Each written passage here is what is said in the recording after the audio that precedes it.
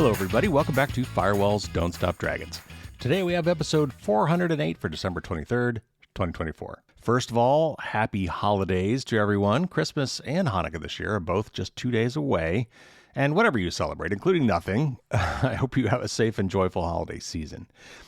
Today we're going to do a flashback episode. We're going to replay an interview that I did over 6 years ago, actually. I've been doing this for about 7.5 years now, so this was early on in my career, a little over a year after I'd been doing this for a while, all the way back to episode 63, which was on May 7th, 2018. And it was called We Now Live in the Golden Age of Surveillance. And this was my first interview with Phil Zimmermann. I have interviewed him at least twice since then, and I'll be sure to put the links to all the previous interviews in the show notes. So just to set the timing, this would have been a little less than a year and a half into President Trump's first term here, and a little more than a year and a half before the start of the pandemic. Phil was still living in The Hague at that time. I think he's now back in the States. And I was still working for a podcast network and not on my own yet. Part of my origin story is that I took over a podcast from somebody else after being a guest a couple times on a network that honestly didn't fit me very well, but it was a good kind of a bootstrapping thing for me. And not long after this interview, I went out on my own, and I'm very happy I did that. But today you will hear the original music that I had on my podcast. They kind of wanted me to use something a little more dramatic, and it wasn't really my thing, but you know, compared to what I have now, I like this a lot less. But you will hear shortly. Just for completeness, I've included everything as it originally was, including the editing, which they did at the time. I do all my own editing now, but I didn't re-edit anything. This is the show exactly as it was on May 7th, 2018. So I doubt many of you have been around that long, so most of you have probably never heard this. And I think most of what he says still stands up very well today. And it's a good talk about surveillance and how we can avoid it. So without further ado, let's replay my first interview with Phil Zimmermann, creator of PGP.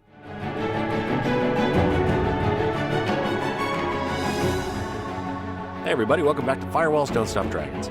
Thanks for tuning in again. We've got another great interview for you this week. I have the distinct honor of talking today with Phil Zimmermann. He is the creator of Pretty Good Privacy, or PGP, something that is very humbly named because PGP has been the gold standard for email security basically since it was introduced in the early 90s.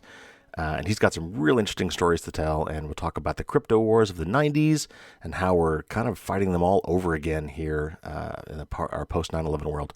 So without further ado, why don't we just hear it straight from Mr. Zimmermann's mouth? He's got some fascinating stories to tell, and he's going to tell us all about encryption and privacy. So without further ado, let's just hear it straight from Mr. Zimmermann's mouth. He's got some great stories for us to tell and some really important points about privacy in our modern world today.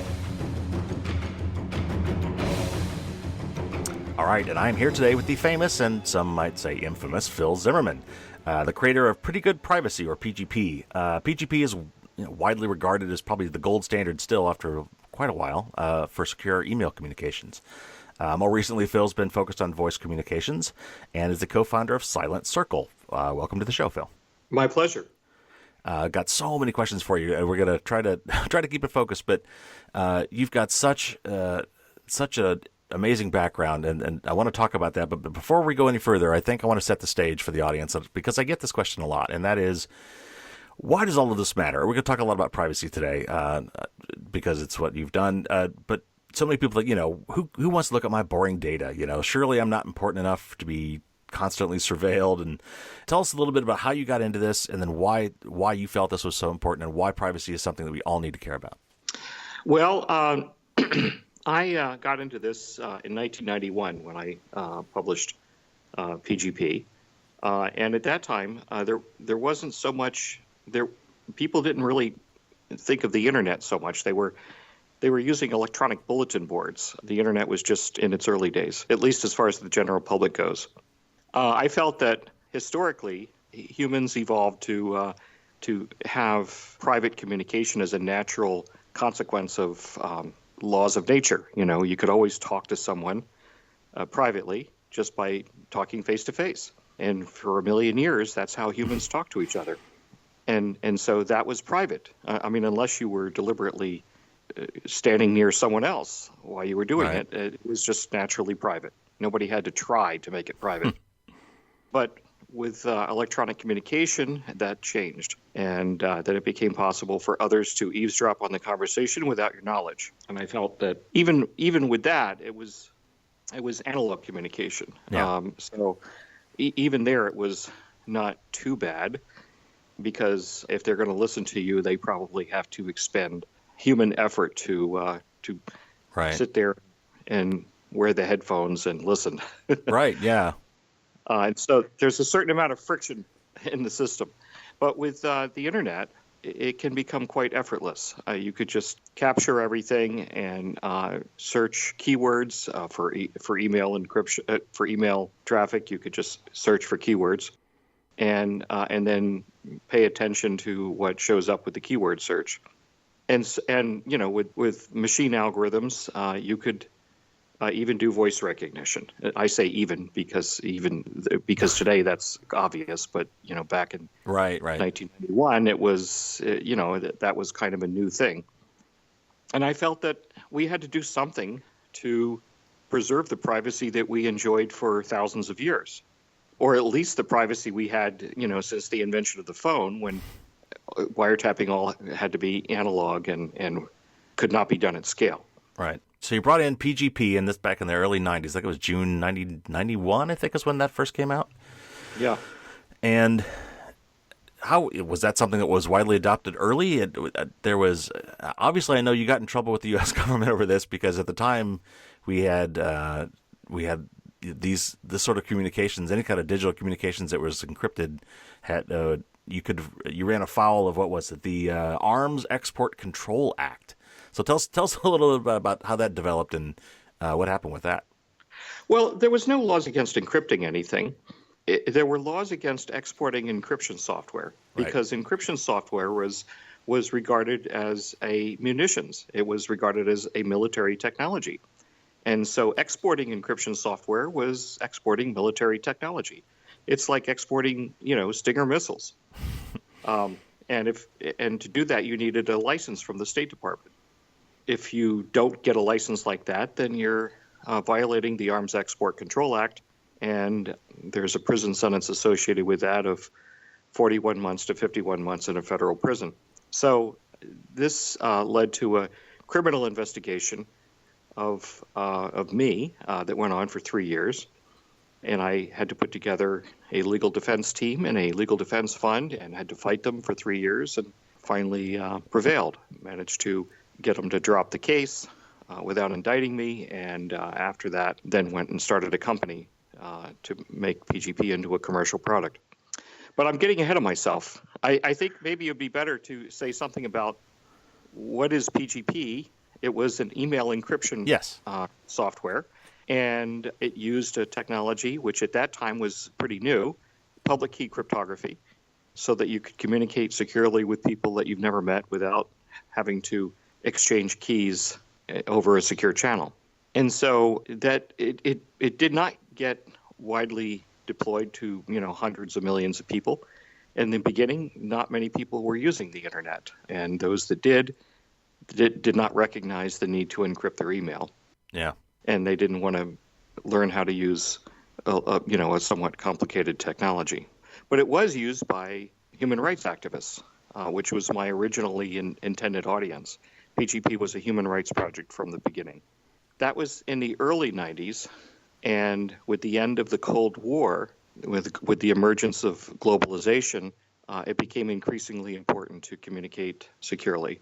In the early 90s, businesses didn't use PGP because they were mainly concerned about their business competitors, and their business competitors didn't have any significant cryptanalytic capability. Nation states did, but businesses weren't worried so much about them. Human rights workers were worried about nation states intercepting communication, and that's why PGP was originally a human rights tool. But as the 90s unfolded, after the Cold War ended and globalization became a big thing, businesses started to experience the same threat model that human rights workers did, namely people that might intercept their communication were nation states. And so PGP was already designed for that kind of threat model, and so it became attractive to businesses. So how did that play into the original crypto wars? And I say the original because we're kind of having a redux of the crypto wars. Talk to us a little bit about that and how the government got involved, and it seems to be playing out all over again. Well, in the 1990s, the government had an attitude that encryption software was not something that ordinary people needed to have. Government's opinions about cryptography were shaped by centuries of cryptography being used mainly by governments, for military and diplomatic communication. Mostly governments and not people, not ordinary people.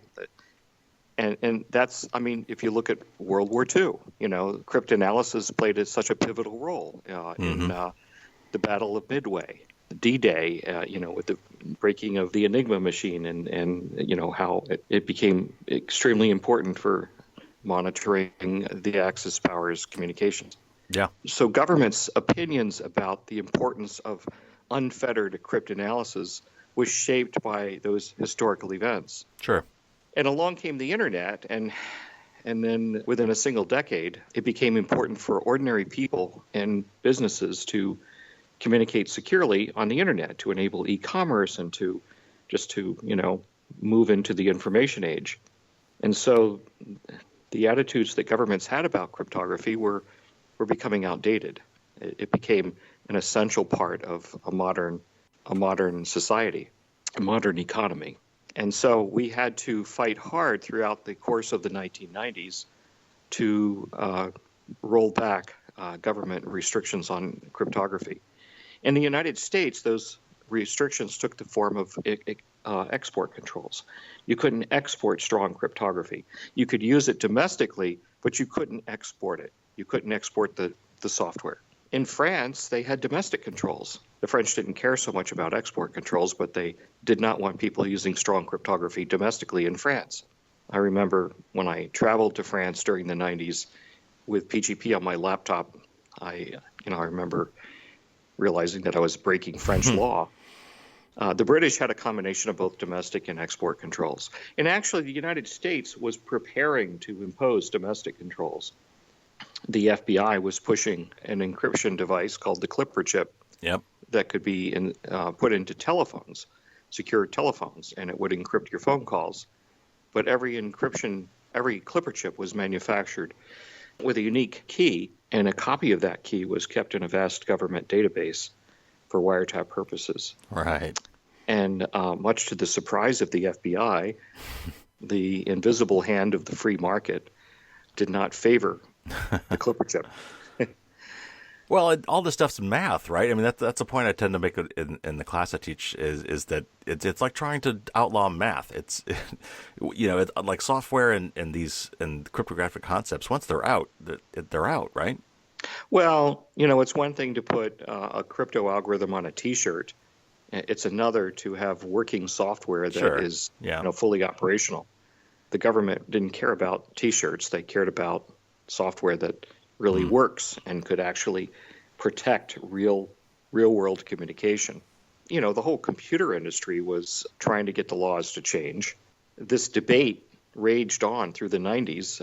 It was, today we call it the crypto wars, and it had the broad participation of so many parts of society. Journalists, academics, civil liberties groups, the courts. It was being litigated in the courts, Congress, journalists, the FBI, the NSA, the White House. Everybody was participating in a broad debate on the role of strong cryptography in a liberal democracy. This was a debate that was worth having. I mean, criminals could use cryptography. Everybody knows that. We weren't denying that criminals use cryptography. Terrorists can use cryptography. Mm-hmm. My software PGP is in the Al Qaeda training manual.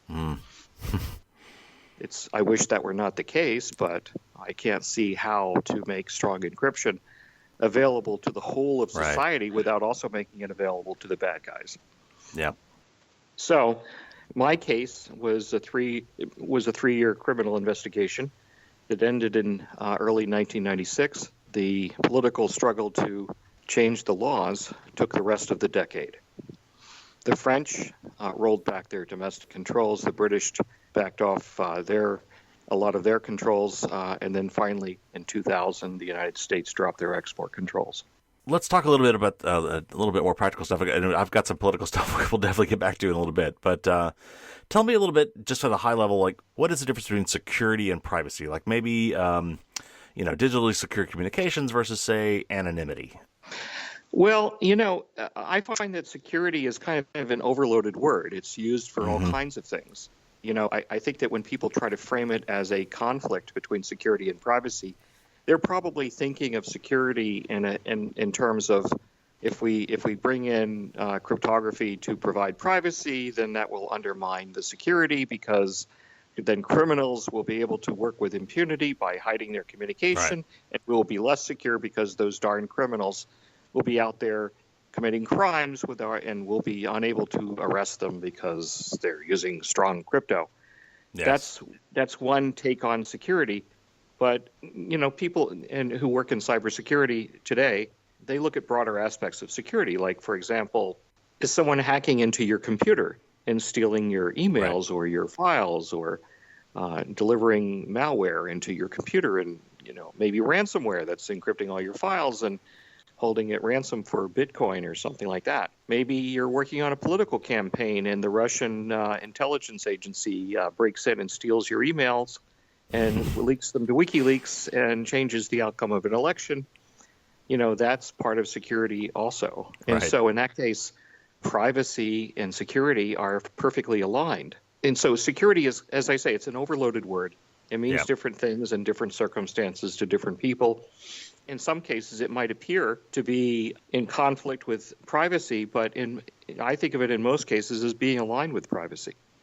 So, like, for example, and a lot of the technical underpinnings of some of the crypto that we use today, there's the notion of authentication and being able to, with reasonable certainty, know that you're talking to who you think you're talking to, and yet we often want, or at some times, anonymity, which those things seem to be in conflict with each other. Is it even possible? Let me just ask this question: is it even really possible to be anonymous on the internet today? Well, it depends on who's trying to find out who you are. It depends on the resources of your opponent who's trying to find out who you are.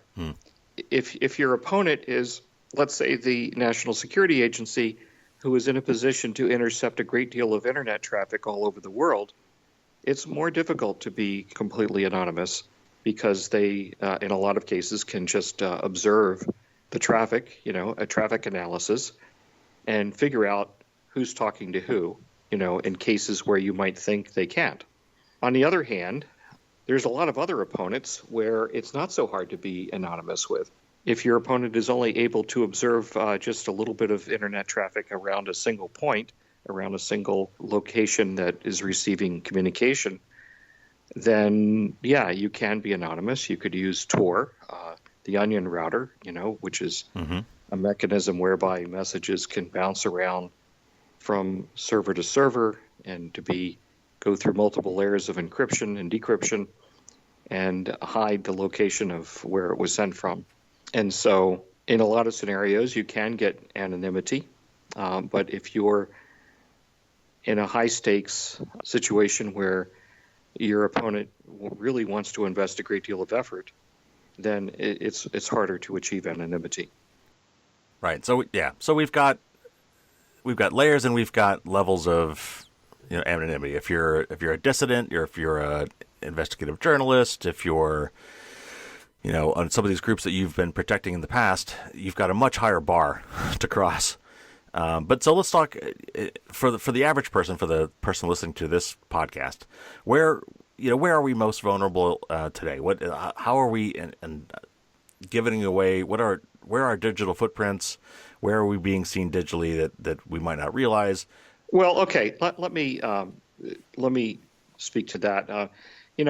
There was a time some years ago when if you weren't trying to hide something that would get you in trouble, then it wasn't so hard to stay out of trouble.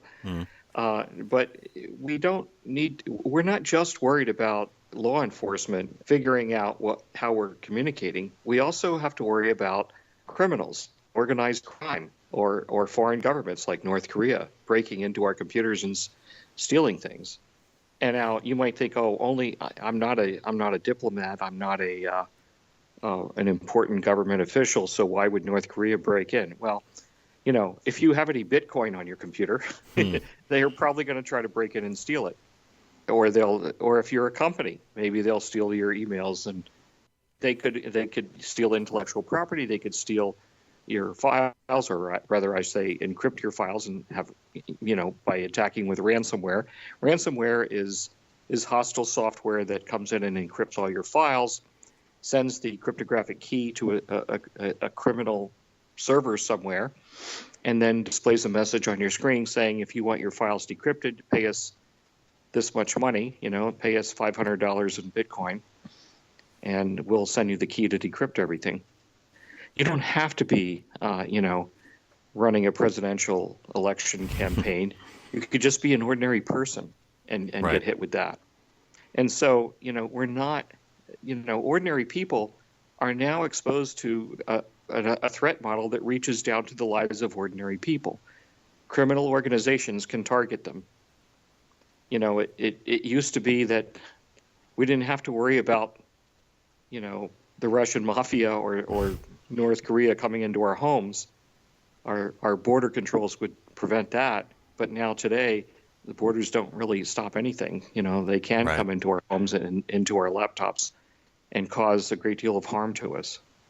So let's look at the modern messaging things that we're all using today and probably taking for granted. I'd be curious to get your take on, we'll talk about the things that most people are using, which are probably horribly insecure, and then maybe get your opinions on the apps and things that if you were going to recommend to someone in the audience that they want to kick it up a notch, that if they wanted to, try to assert their digital rights and say, I want to have a private app, what you might recommend. Well, I think that for end-to-end secure messaging, you might try Signal.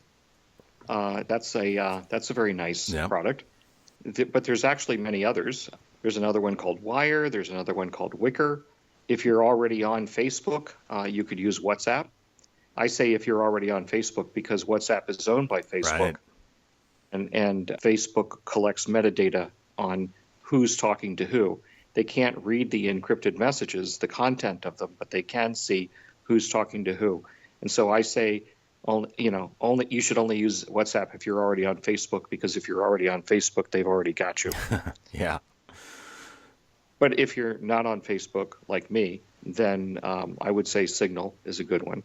So that's good for voice and instant messaging.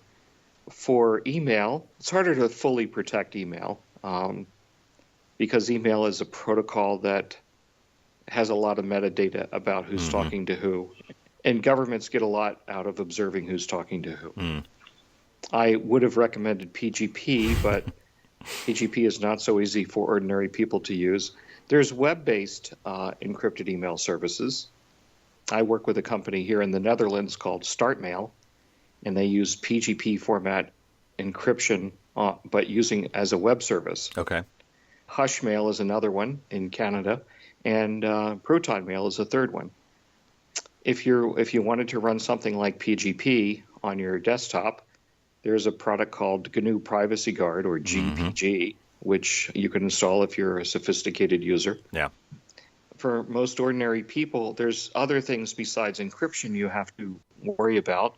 One of them is try not to open attachments that arrive in your inbox. Yeah. Because you might see a PDF file or some other kinds of attachments like Microsoft Word files or something like that. If you click on an attachment, it probably, well, I say probably, it quite often contains malware.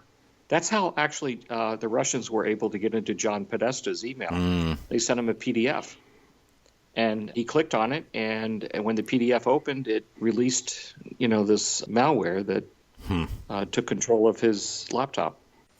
Obviously people are going to send you documents, but if you didn't request it, if you weren't expecting it, that's the one you'd be suspicious of. If you, tell your friend, hey, send me that, poem you wrote, or send me that spreadsheet with the cool, thing on it, that's, that might be one thing. But if you're specifically expecting something from a trusted friend and you know because you spoke on the phone with them or something like that they're going to send it to you, then yeah, probably it's okay. But if you get unsolicited email, it may even appear to come from a friend. They can fake the apparent source of it, and it has an attachment, especially attachments. I mean, more than anything else, it's attachments. That's their number one way of getting into your computer: opening an attachment. Don't take candy from strangers. Right. So just real quick, let's wrap up the messaging part. So what about the things we use every day? SMS, like the standard, short message service, texting, plain Jane texting, and then messages. SMS is not secure at all, but there are text messaging apps I mentioned before: Signal, Wire, Wicker, WhatsApp. If you're already in the grip of Facebook, yeah. So those are better than using SMS. They're end-to-end secure. Yes, they are. The hard part, I think, with a lot of those for most people is that you have to get the other person to use it too. And that's why everything defaults back to text messaging, and so many times it's the lowest common denominator. Yeah, I mean, WhatsApp has more than 1 billion users. That's true. I think they're maybe at like 1.5 billion now. So there's pretty good chance. I mean, there's lots of network effect there. So WhatsApp is secure, but it may not be private, and so in the sense that Facebook owns it. Well, it's kind of a mistake to toss the word secure around too much here. It's encrypted end to end, but even though the content is encrypted, the metadata of who's talking to who is captured and logged and used by Facebook to monetize. Yes. So WhatsApp gives a certain kind of secure communication. In a very narrow sense, it's protecting only the content. On the other hand, you could also argue that, if your opponent is, a government intel agency, then even other things like Signal, which has excellent crypto, but, it's hard to not be observed. If someone can monitor these packets traveling across the internet all over the place, they can figure out who's talking to who. Yeah. Even though the company that operates Signal isn't writing logs, or if it is logging it, it's only keeping it for a few days. It's not so much the logging. If you're a journalist, like a whistleblower, and you're trying to leak scandalous government information to a journalist, I mean, a whistleblower trying to communicate with a journalist, there's some risk that, government intel agencies might be able to figure out the IP addresses of who's talking to who. Right. So there is risk there, even though the content is encrypted. Yeah, right. Which goes back to the original question. I was, is it possible to be anonymous? And it's so difficult, especially in the face of nation-state actors that can see so many different things. It's hard to. Well, not all nation-states have similar capabilities. I mean, let's say you're a journalist operating in Syria. Let's say you're an American journalist in Syria, and you're sending encrypted messages back to your editor in New York. Well, the Syrian government can intercept the communications and they can see the IP addresses, but they can only see these packets while they're still in Syria. Once they leave the country, they don't know what happens to them after that. I mean, probably it's going to go to a server, and then the server will route that packet to its destination. So they won't know that the journalist is speaking with the New York Times. They'll only know the packet is going to a server, and then from the server it goes to the New York Times. So if you're some dictatorship, I mean, if you're in a country that has some tin pot dictator that's monitoring the traffic inside that country, that's not as capable an adversary as a global intelligence agency like the NSA. But if you're a New York Times journalist in Damascus, you're probably not worried about the NSA. You're probably worried about the thugs that are going to knock on your hotel room door when they, if you were to make a phone call and they were to listen to you speaking in English on a cell phone. Your threat model is much more localized there. So let's talk about the nation-state thing a little bit, and because it's become like Crypto Wars Part 2, or I don't know if it's gotten an official name yet, but these things are coming up again, and the government, our government, in the face of 9/11 and terrorist attacks, is coming back and saying once again that they need, they need some sort of they don't like calling it backdoors because everybody hates backdoors, but they come reasonable encryption or some method by which they can monitor these communications and yet somehow keep everybody's communications still secret. And they call it going dark, right? They're worried about going dark. And yet other people would call this the golden age of surveillance. So I've got to ask you this question: Where do you come down on this, and how do you and how do you respond to people, particularly these agencies? I think that it is, in fact, the golden age of surveillance. Nation states have incredible capabilities in surveillance, all kinds of surveillance from all kinds of sources. They have facial recognition cameras on every street corner, all over the place. Millions of cameras in the UK, in China, and behind those cameras are face recognition software that can identify each and every person walking down the street. The cameras are getting much higher resolution so that they can, do mass identification of crowded city streets. There's also optical character recognition of license plates on cars from traffic cameras. These cameras were originally deployed in the U.S., for example, to detect traffic violations at traffic lights, Yeah. But in fact, they can be repurposed for monitoring where you're going. If that same network of cameras can see you everywhere you go with your car, then they can track your movements. And then they can couple that with the other surveillance cameras on the street. They can see who's going into and out of, a big public building, maybe a hotel, for example. And they can correlate everybody going in and out of the hotel so that they can notice that maybe there's an opposition politician that is always going into this hotel and in a manner that overlaps with an attractive woman that's not his wife. Right. And then it becomes a compromat that can be used against him to neutralize him politically. I mean, this happens. This has actually happened in Russia, for example, but it's happened in a lot of places. Yeah, and people have brought up, I've talked to other folks on the show, and you bring up the case of protesters or parties you don't like.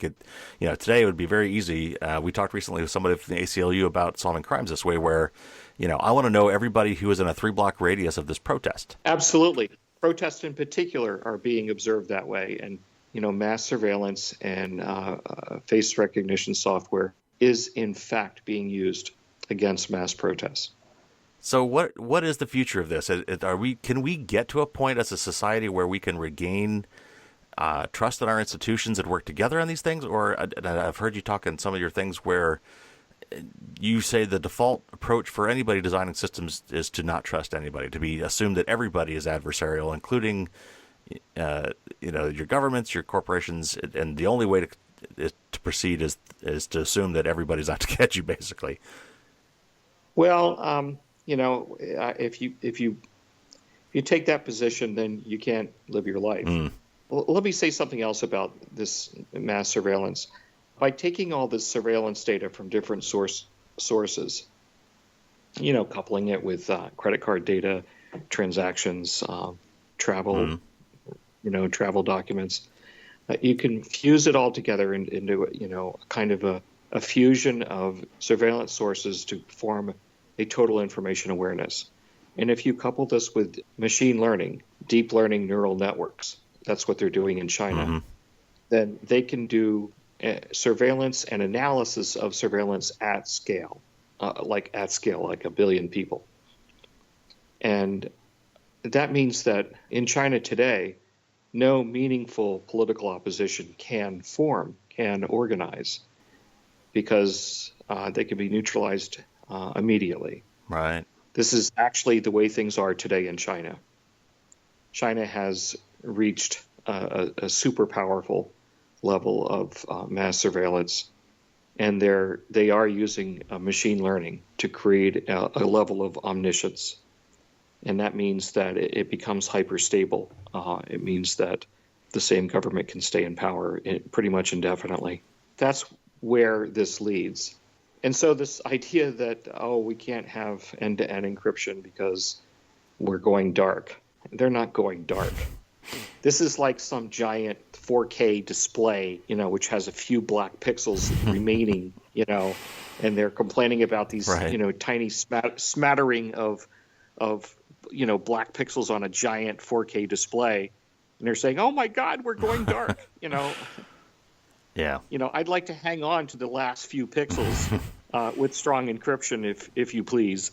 They've got everything else. Yeah. So I don't want to hand this over. We have to hang on to that. In fact, I think that we have to do more than that. We have to push back in policy space. Yes. We can't do it all with technology. We can't do it all with, encryption software.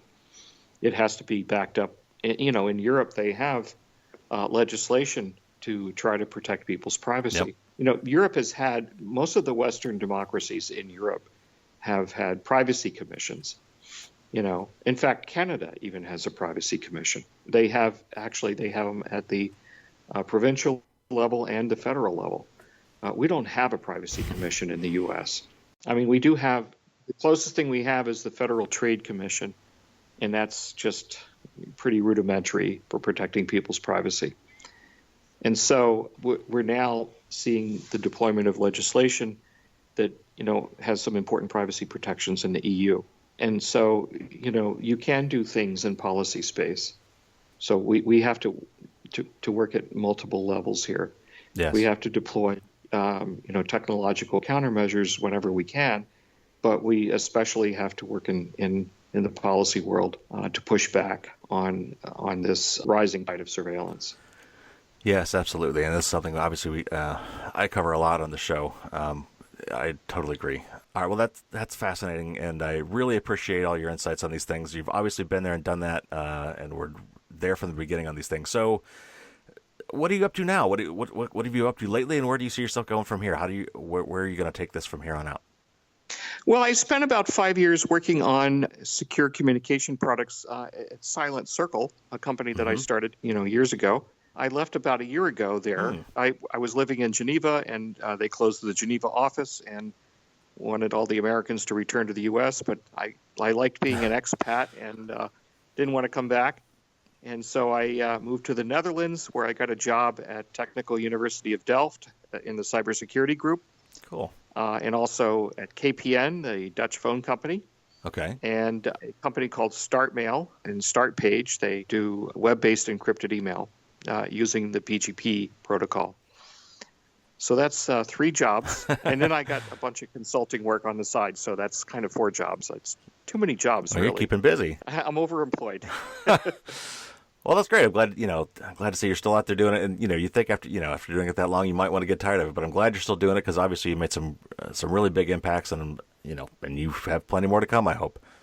Yeah, I think so. Well, thanks again for coming. It was great talking to you and enjoy your time over there in the Netherlands. It's been a pleasure to be here. Just want to say thank you again to Phil Zimmermann for coming on our show and giving us the history behind this. The man who really knows the history from back when this stuff really got started back in the early 90s. Just amazing stuff and great to hear it straight from the horse's mouth. You can find out more about Mr. Zimmermann and what he's up to now by going to philzimmermann.com. That's spelled with 2 N's, Zimmermann, philzimmermann.com. And I also, before the interview, talked a little bit with Phil about some, I was going to ask him about things we could recommend for people to check out, and he actually agreed with a lot of things I've already recommended, so I wanted to just pass those on again. And that is, check out Glenn Greenwald's talk on privacy. If you haven't seen it yet, I know I've told you about it many times. It's very, very well worth seeing and spreading. Send it to some other people as well. Mr. Greenwald does just such a great job of explaining why privacy is so important and how it's being eroded today and how we really need to care about it and pay attention to it or we're going to lose those rights. It's very important. It's very well done. It's only about 20 minutes long. Just search for Glenn Greenwald TED Talks. I'll put a link in the show notes as well. Check that out for sure and share that up with your friends and family. Also, you might want to check out the documentary Terms and Conditions Apply. It's a great documentary about how we sign away so much of our privacy rights when we sign those end-user license agreements. The little things that pop up and say accept, and we all just accept. Very worthwhile checking out that one as well. If you want a little entertainment, if you want to digest this kind of information in more of an entertaining way, you could definitely check out Little Brother by Cory Doctorow. That's a great book. You can actually get it for free if you want to go to Cory Doctorow's website. You can download the digital version for free. Or you can go to Amazon, of course, in any bookstore and buy it. It's a great read. It's a lot of fun and introduces a lot of the same concepts that we talked about here in a much more entertaining way. And finally, I would recommend Data and Goliath. That's DATA, Data and Goliath by Bruce Schneier. Another great book, well worth a read. And if the TED Talk from Glenn Greenwald interested you, this book is a must. So check those out as well. Okay, that's going to wrap up our show. Thanks for listening in, and we'll be back next week, probably with a news show. And I'll catch you up on all the things you need to know. And until then, don't get caught with your drawbridge down. Take care.